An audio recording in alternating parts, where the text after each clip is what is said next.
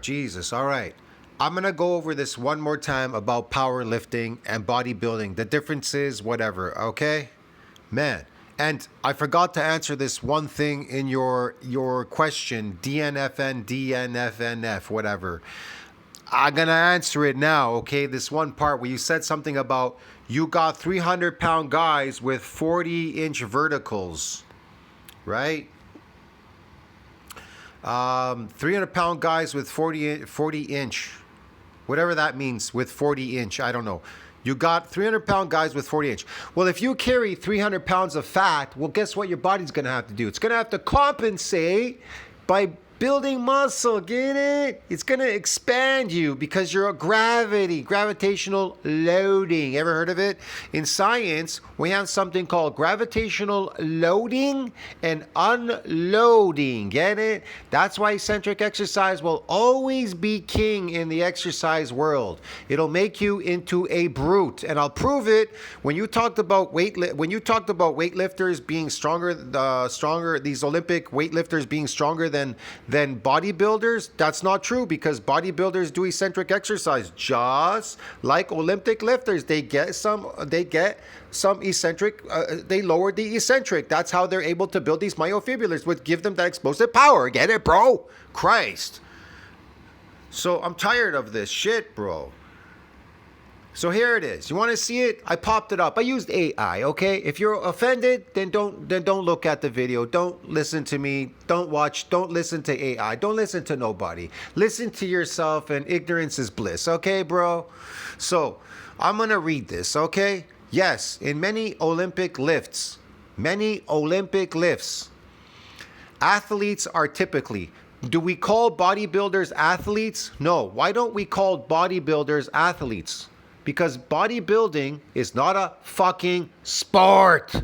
It is fucking compromises sportive performance. Get it, man, through your head.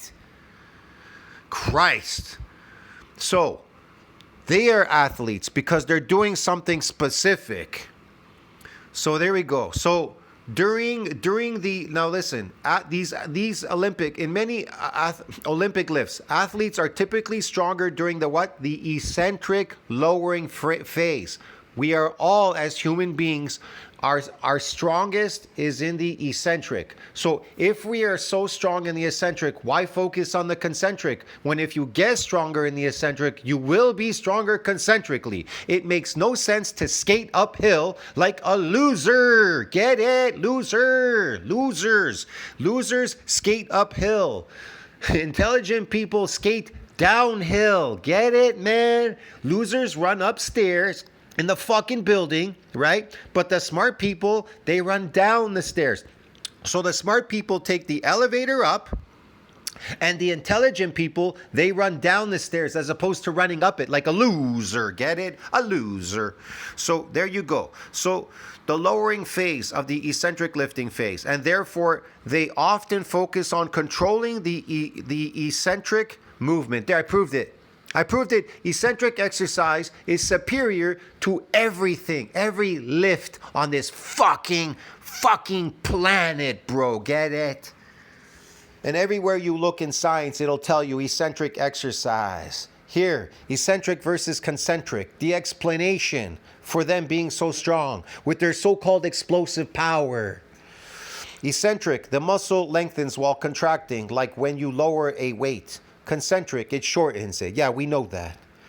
When eccentric strength is often greater. Why eccentric strength? Here it is, bro. Why eccentric strength is often greater. Muscles are generally capable of generating what? More force, bro, during the eccentric phase than the concentric phase. This is because the muscle fibers can resist the lengthening force more effectively than they can shorten against a load. Examples in Olympic lifts: snatch and clean and jerk. Athletes focus on controlling the what? The descent of the bar. So if they control the descent, the eccentric part, that's where it all comes from. That's where the magic happens. They control the descent. They throw weights up in the air, but but they control it coming down during the eccentric phase, allowing them to lift more weight during the concentric phase. Listen to what it says.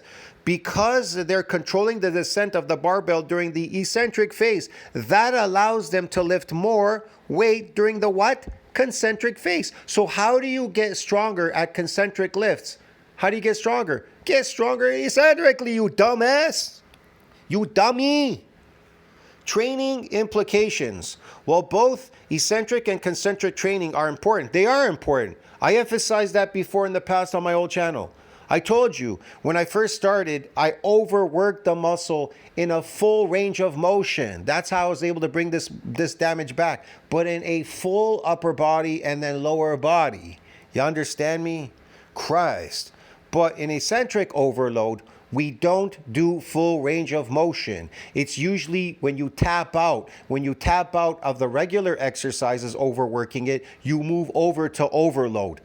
You have to understand how these modalities work, but some people are in a hurry. They want muscles fast. They want results fast. So they move for eccentric overload exercises, okay? They just jump right into it. They don't want to do all the other stuff that gets you there. So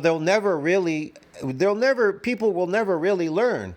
You understand what I'm trying to explain to you? They'll really never learn. See, they got excited because I talked about eccentric overload. But nobody was excited when I told them the basic premise, how to get there. You have to start with the basics first. You have to overwork that muscle to bring that damage back in full range of motion. I'm not saying that concentric is not important. It is important.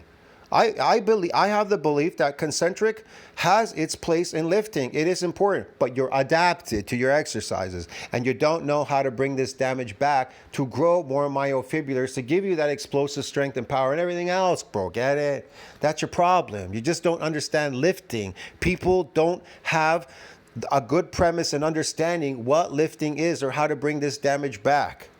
Anyway, so training implications. While both eccentric and concentric training are important, yes, I agree. They are both fucking important. Focusing on the eccentric phase can lead to greater strength gains, especially in Olympic lifts. So listen to what they say. They admit it. That eccentric phase can lead to greater strength gains, especially in what? Olympic lifts, because that's where all their strength comes from. Tempo training, which involves manipulating the speed of both eccentric and concentric. Yes, I know about tempo training because I used that originally when I was trying to bring back this damage. Phases can be a valuable tool for improving strength and power. It can be. It can be. Yes, it can help. Now, if you don't know what tempo training is, you're going to have to look it up. Unfortunately, a lot of people don't know anything about lifting. They just go to gyms and they lift and hope for the best. Get it? So go there, hope for the best. Don't educate yourself. Don't get experiences in lifting. Just go and just jump into anything that you heard over the grapevine. Somebody said something, showed you something, whatever. Just jump into it. I'm trying to tell you that you should start with the basics and work your way up. That's me.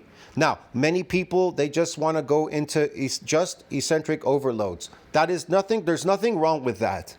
If you're asking me, there's nothing wrong with that personally.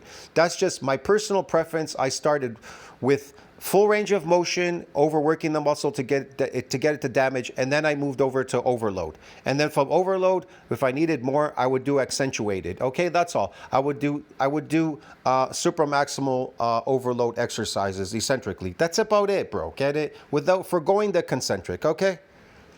So that's why people used to ask me in some of my old videos, what are you doing there? What are you doing there? What are you doing there? What are you doing there? Why are you doing that? Because it's based on eccentric. It's based on eccentric exercises. It's not based on concentric. Get it? That's why.